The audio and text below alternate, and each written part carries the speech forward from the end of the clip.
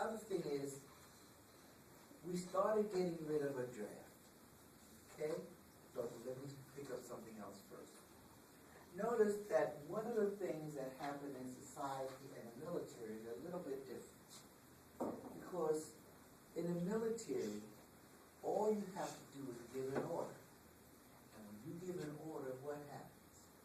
It's followed. Okay? If you're a general and you say, I want you to take your troops over to such and such a place, they take the troops there. Okay? They don't say, well, I'm not going to go. Okay? And this was one of the problems in the Civil War, because those generals, some of the generals that we had were stupid. Okay? The vast majority of them were stupid. And the wars are accidentally won in some cases. But here, when a general gives an order, it's followed. If a captain gives an order, it's followed. Okay? If somebody does something and the captain or lieutenant, whoever's in charge of the group says, okay, I'm sick of this person, take him over there and shoot him, he's shot. Okay? There's no debate or anything of that nature. That's what we do. And so orders are followed. As a consequence, please take into account that when we had our military, to a large extent, we had a segregated military. Okay? That is to say that if all the fighting and things were done by the majority population. And what would happen also is that when they decided to let minority populations in, the minority population did all the dirty work. The dirty work is, you've got 40 bodies out on that field, go clear the field. Go bury the bodies. Okay? Notice that all of these things are what goes on in war. You don't leave 100 bodies laying out on the field.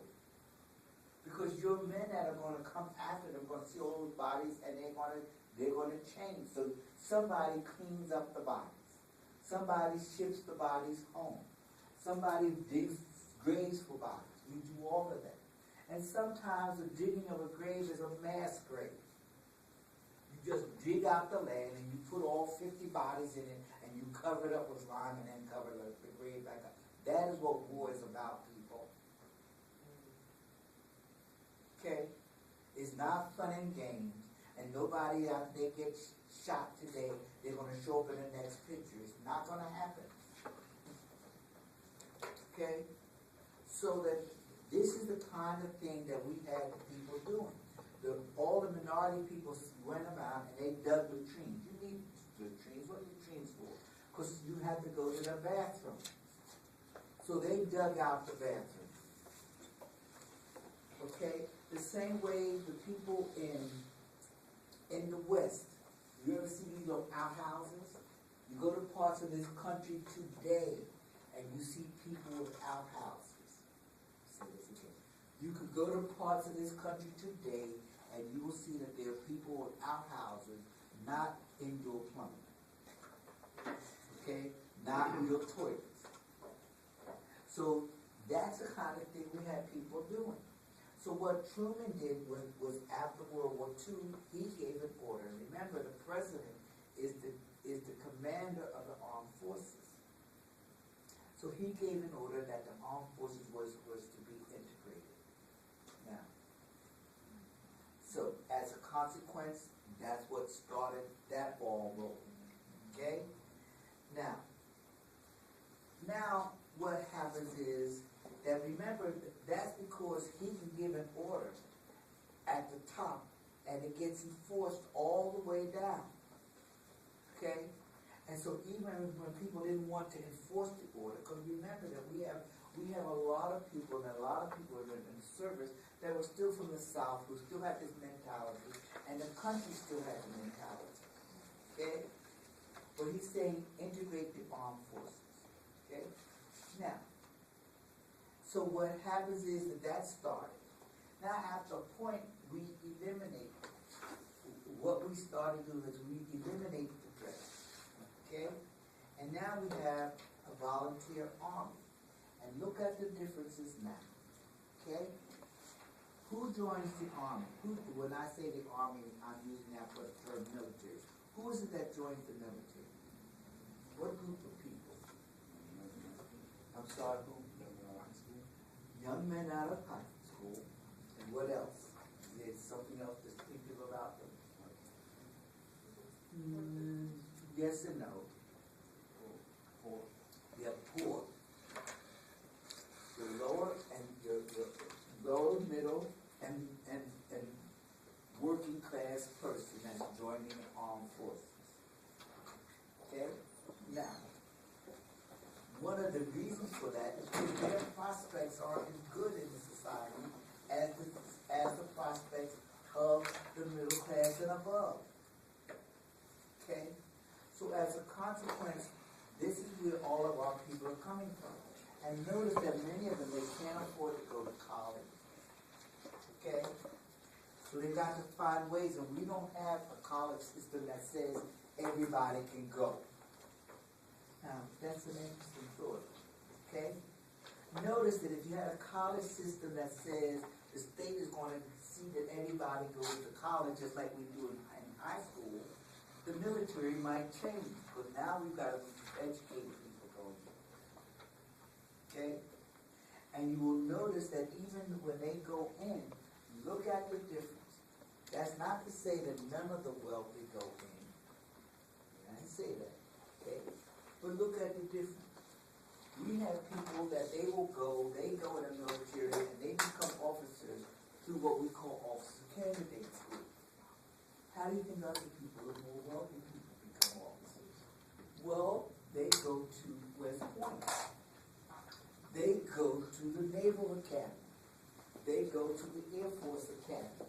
They get recommended for these things by their Congress people.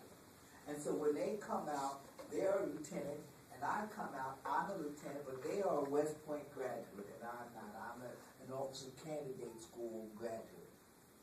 They get a job as a liaison to some high attaché person.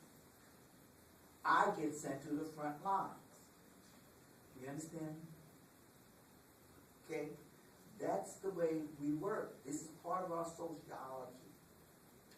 All right? Now, what happens now is that what does the military do? Now, one of the reasons we start saying we can't have all of our troops in all these countries because the people are getting upset about it. So, please understand that what we have is we have companies. And they go into countries. Remember, we're spreading our way of life all over. So they go into countries, and what they do is say, like, if we say we want the company, this company to build some roads and do A and do B. What we now do is we don't send our military to do it. Companies do it. The military now outsources their jobs. We don't want everybody, we stop saying, well, we don't let our military train you. We outsource the training to some company to train troops for the other countries. Okay? So this is what we do. Notice that this is what business has been doing for the past 15, 20 years. They outsource their work. Okay? The military is now outsourcing it. Okay? Now, we should move towards what they call terrorism. Depending on who we talk to, our government defines terrorism as politically motivated violence that intentionally targets non-combatants by subnational groups or clandestine agents. I'm going to say agents. Okay? Now, what are we saying? And one of the reasons for terrorism is you don't just attack the military groups because they expect you to attack. What you do to terrorize somebody is you get all the innocent people and you get them. Okay? So that they never know what's going to happen. Okay? So remember now, notice that these are always, it's not really like the national group, because the national group wage war. The terrorists are not national groups, even though might be sponsored by the national group, but the national group would disown them. Okay, just like, what's that? You remember that picture? There's a picture that comes on and says, the secretary will disavow whatever you do. Okay, that's what the government do. Okay, so they had these subnational groups inflicting terrorism on the people, because that's what the people get afraid of. Okay.